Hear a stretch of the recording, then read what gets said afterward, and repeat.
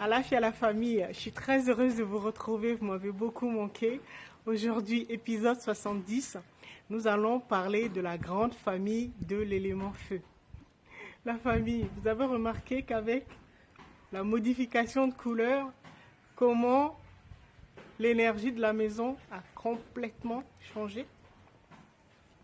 Eh bien, ça s'appelle de la chromothérapie et c'est une spécialité que j'affectionne particulièrement parce que on utilise dans ce cas les couleurs, donc dans notre exemple la peinture, comme de la matière programmable.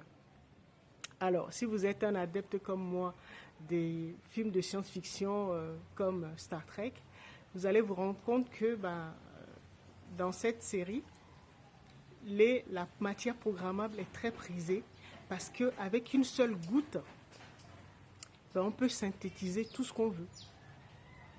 C'est-à-dire, on peut demander un repas, notre plat favori, et juste avec une goutte de la matière programmable, on l'obtient en quelques secondes. Donc, on peut tout synthétiser, on peut tout avoir avec la matière programmable. Nous ne sommes pas encore dans ce futur-là, mais nous pouvons utiliser beaucoup de matériaux à notre disposition pour synthétiser ou pour obtenir l'énergie ou l'effet qu'on désire en fait. Alors, dans le quartier, c'est vrai que les voisins au début pensaient que avec les arcades, que vous voyez derrière moi et les briques rouges, pensaient que c'était une église au départ. Et avec les couleurs noires, rouges et la couleur blanche, là, on me dit que ça ressemble plutôt à un temple vaudou. Mais justement, c'est l'effet que je recherchais parce que vous me connaissez, j'aime toujours réunir, unifier les opposés, faire le tsematawi, le twist. Et donc, en fait, ça me permet de me réconcilier avec la tradition dans laquelle j'ai grandi et également la tradition africaine. Vous savez, je sors d'une lignée, comme beaucoup de personnes, de grands prêtres et prêtresses, qu'on appelle du peuple de l'eau, que certains appellent les Atlantes ou les sirènes ou les mamies, peu importe le nom que vous lui donnez. Et donc, deux grands-mères, que ce soit côté paternel et maternel, étaient des prêtresses, des guérisseuses de cette lignée-là. Et c'est vrai que du côté de la tradition ancestrale africaine, c'était quelque chose que je ne comprenais pas. Déjà parce que ma grand-mère qui avait utilisé ce côté, qui vraiment s'est assumée et a vraiment passé toute sa vie au service des autres, à guérir les autres, et son protocole de soins, c'était quelque chose que je ne comprenais pas, comme beaucoup d'Africains. Tout ce qui est vaudou, fétiche et tout ça, on ne comprenait pas et donc du coup on repoussait.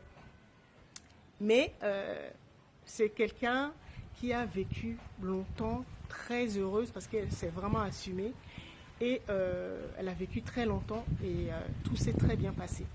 Mais l'autre grand-mère, elle a fait un autre choix, donc à travers la religion chrétienne, catholique, et donc elle n'a pas pu exercer vraiment le protocole de soins qu'elle a ramené, puisque on n'accepte pas les prêtresses chez les catholiques.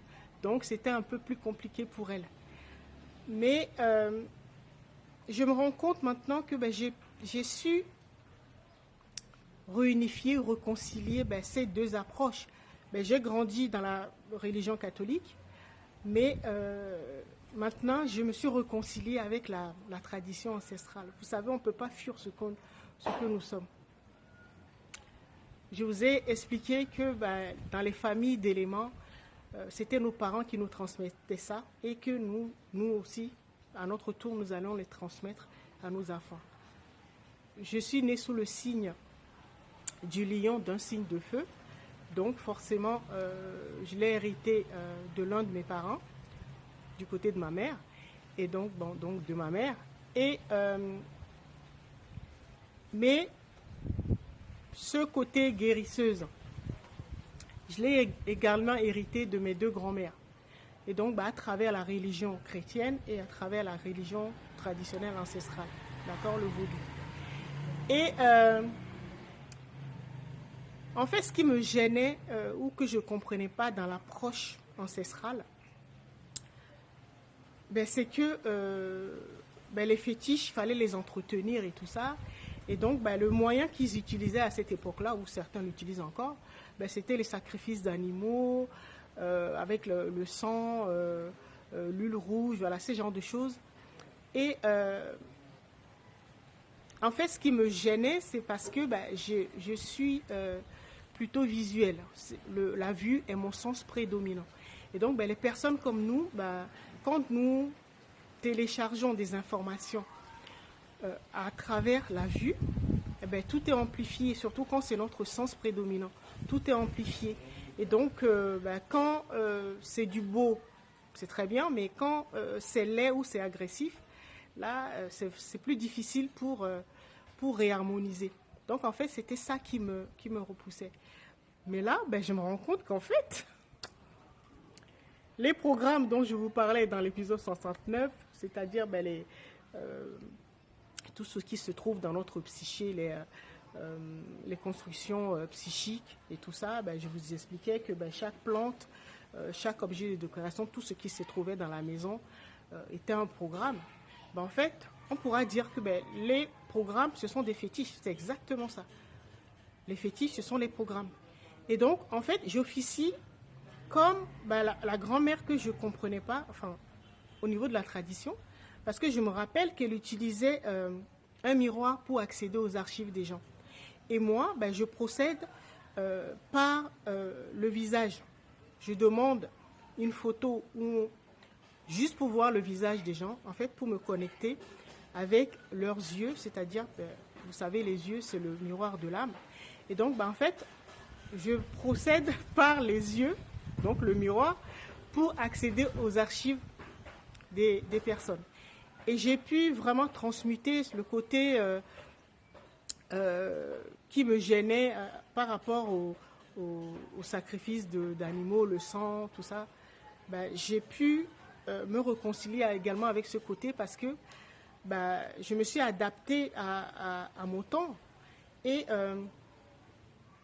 je suis entourée de fétiches en fait.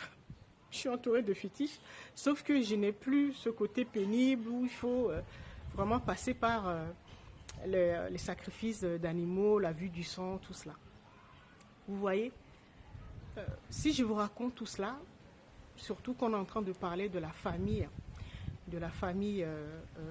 d'éléments, c'est que nous pouvons nous assumer, nous pouvons vraiment faire autrement par rapport à ce que nos prédécesseurs ont fait, pour vraiment nous réconcilier avec leur protocole de soins de leur époque, parce qu'ils ont vraiment fait ce qu'ils ont pu.